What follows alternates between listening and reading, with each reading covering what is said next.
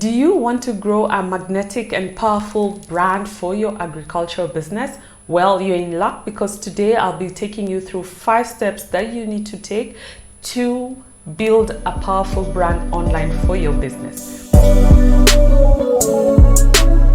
Hi, my name is Linda and I help agriculture and food businesses get visible online and scale using marketing strategy. So hit the subscribe button so you don't miss any digital marketing video. The last company I worked for was for an ag tech organization, and I remember one of the things that my line manager had asked me was to develop brand guidelines for the organization, and they were in luck because this is something that I'd done over the years thanks to working with some of the leading Fortune 500 brands. And what I then realized was, as I was working through the process, it's easy for you, when you're in the company, just to get so stuck and absorbed by understanding your business, but then not making sure that everybody else around you understands what exactly it is that your company stands for. Now, one thing you need to realize is, in as much as people use brand and marketing interchangeably, branding is the emotional connection that you build with your consumers and your stakeholders, and marketing is the active push and the tactics that will pull through your customers. Now, don't confuse the two. You need a really strong brand for you to make your marketing easier, I would say. And the one thing that I've come to see over my over 10 years working in the industry is a strong brand will really make it so much easier for you to attract your ideal clients. So let's dive right into the 5 steps that you need to take to build your agricultural brand. So the first thing that you need to do is to really understand who you are and who you serve. Having a strong brand purpose is what will differentiate your organization from another organization. And this is strongly linked to the founder's purpose, the reason why they created the organization. And if you really look much deeper into it, there's usually a story behind it. And within that story, there's a pain point that your company is trying to solve. So take, for instance, you have a food business, and maybe you during your interaction, you realize there is a gap in the market to deliver very quick, easy, healthy, affordable meals that is made from local ingredients. You, as the owner of the company, you as the founder, you're the one who really understands what pain point it is that you're trying to solve through your company. So really understanding the reason why you exist is a very strong pillar towards building a very strong brand. And as we go along, you'll come to see how your purpose and your reason for existence is very important.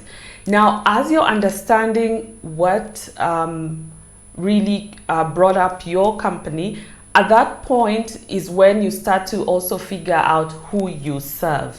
So knowing what the pain point is and understanding who you serve, they go hand in hand.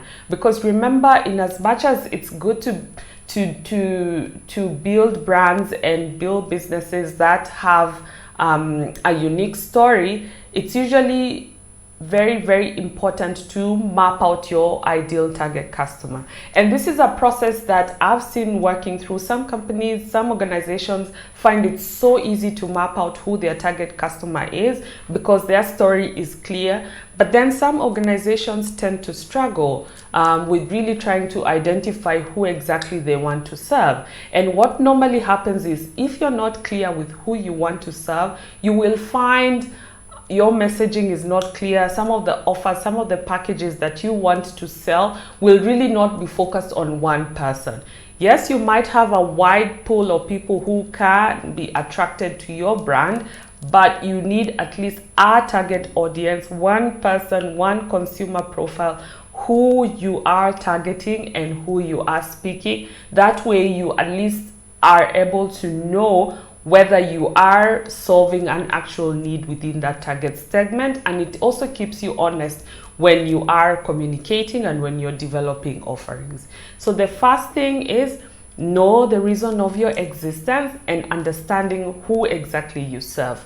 Now, going to the second thing that you need to do to develop a really strong personal brand is for your business is for you to understand the market.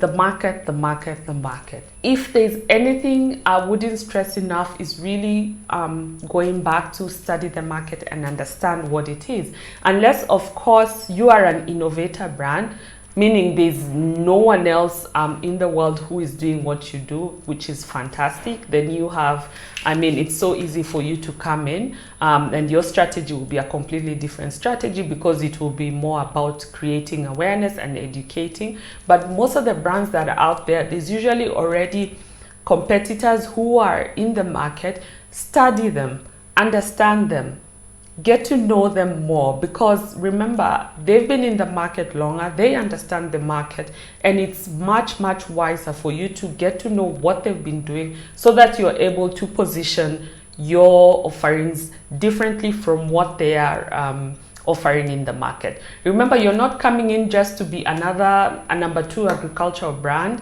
or in a particular space. You're coming in to create your own market, to be known for something that's unique to you. That way you're able to stand out and be different from competition. The third thing you need to do is to create your brand assets. Now, a big mistake I see many companies doing is immediately when they think about branding, the creative process is what comes out number 1. You want to think of your logos, your taglines, and all the exciting stuff. I feel it's always important to get your brand story, understand the market, and know your target audience. Then with that in mind, it becomes easier for you to start to create the brand assets. And what do I mean by the brand assets? These are any marketing material that your company or your organization will be using to represent your brand out there. Right from the promotional material, from your websites, to your merchandise, to your internal and external branding, everything that speaks to your brand and how you want it to be represented needs to be packaged in such a way that will be true to who you want to serve. So for instance, if I take an example of the agriculture industry, most of the logos you'll see they'll be predominantly green in color. Green is the color of freshness, it's vitality, it's nature, and that's what agriculture is. That's the kind of industry it is. So if you are coming into this agricultural space, it would be a little bit off for you to come in packaged as, pick a color like pink.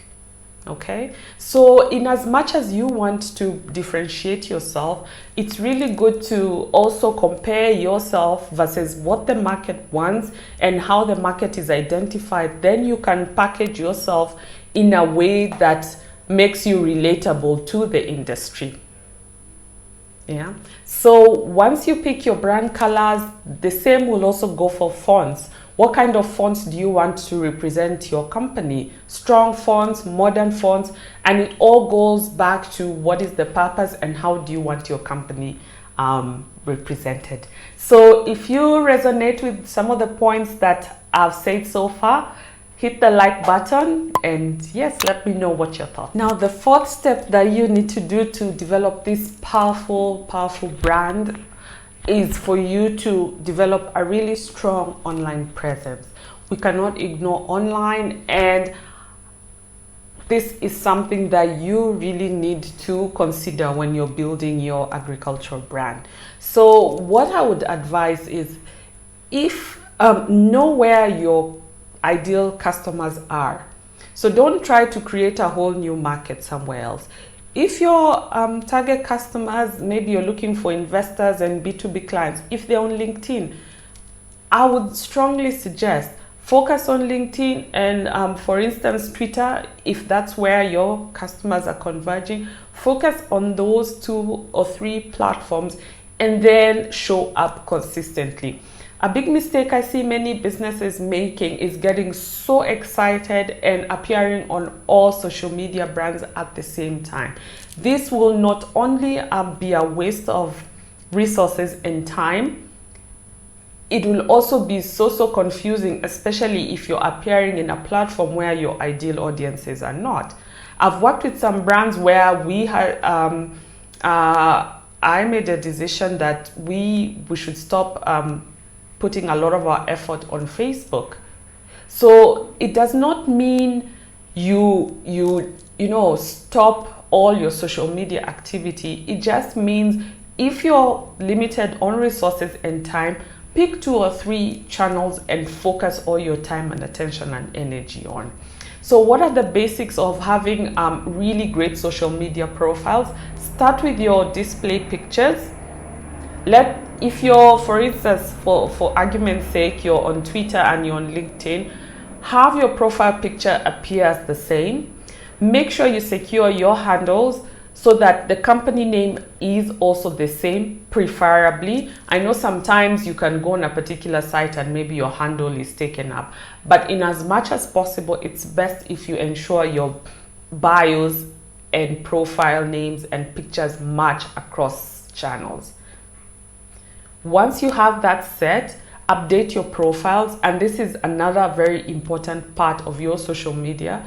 Whether it's a bio on Instagram or your profile on your LinkedIn or Twitter, please be very clear in terms of what exactly do you do and who you serve.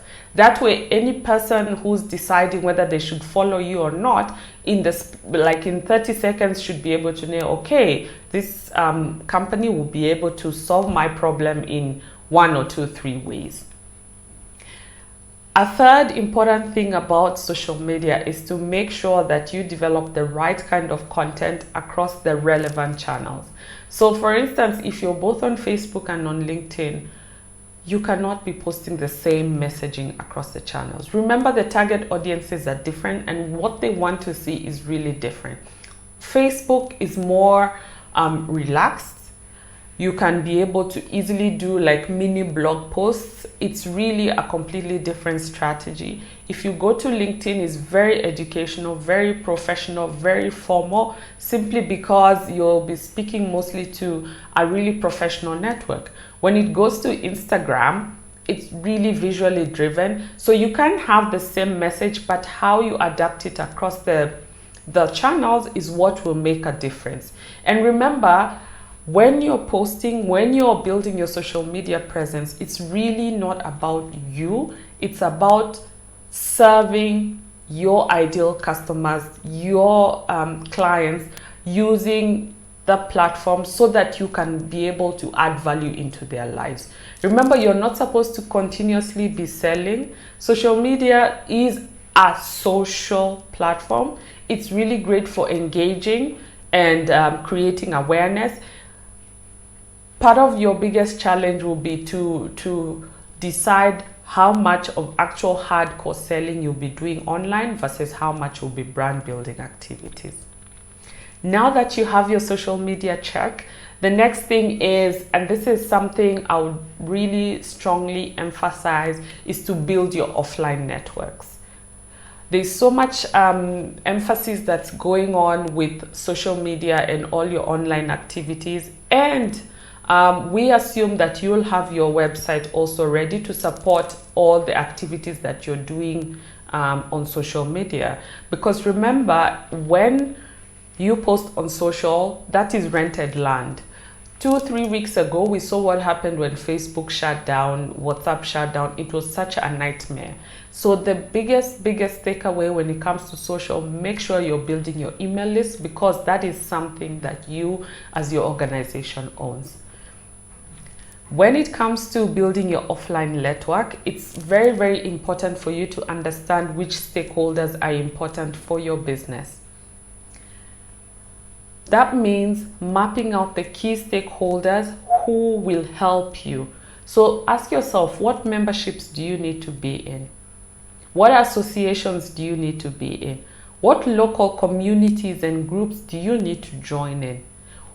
What key industry events must you participate in? Remember, you're not building your agricultural brand in a vacuum. You're building a brand that is within a certain network of your industry. It's really, really important for you to plug into your local network so that you are also visible within that space.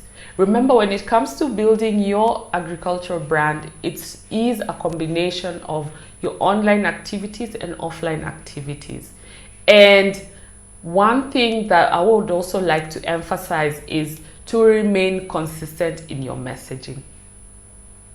If you're about being world-class, ensure that you, through your posts, through how you come across online, through how you present your organization offline, you are speaking world-class. If you're about being authentic, make sure your posts, whatever you do, internally and externally match. Now, right up to this point, we've gone through the 5 steps, and I'll do a quick recap in terms of what you need to do to build a really strong brand. First of all, know the reason why you exist. Once you understand who you exist, you need to also understand who is your ideal target customer. Second thing is, once you know your customer, you need to start thinking about your marketplace and study the competition and what it is you're doing to get insights. The third thing is for you to start developing your brand assets for your promotional material, for your sales material, for your websites, for your social media, all the assets that you will be using to market. The next thing is to build your very strong social media platform. That's the 4th point. Having a strong, cohesive online presence is really important for your business, because that's where everybody is looking for people and connecting. And then the 5th thing that you need to do is to get active in your local networks and take advantage of all the associations that would benefit your business. Now, if you've watched until here, I know you must be wondering, okay, Linda, what do I need to do then? How should I proceed? Well, there is a free social media audit right below. So feel free to reach out to me if you really need help with your building your agricultural brand. And remember, at the end of the day, it's all about delivering world-class experience, excellent experience, because it takes 10 times more. It's 10 times more costly to get new customers in than to retain them. So even as you're doing all these efforts to build your brand, make sure that you have systems internally that will support your business. So yeah, thank you.